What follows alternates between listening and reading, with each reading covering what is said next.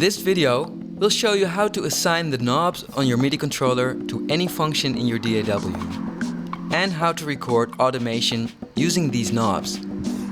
In the video MIDI Controllers Part 1, you've learned how to set up your MIDI controller.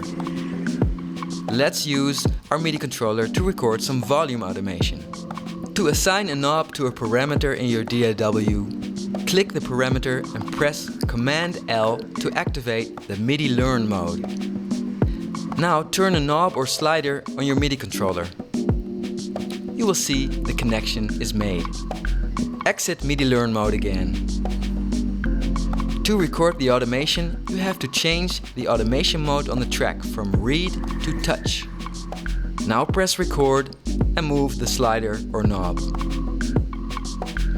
After you stop the recording, make sure you set the automation mode back to read, so you won't overwrite or change the recorded automation. To see and edit the recorded automation, press A to show automation. Now you have learned how to assign parameters to knobs on your controller and how to record automation.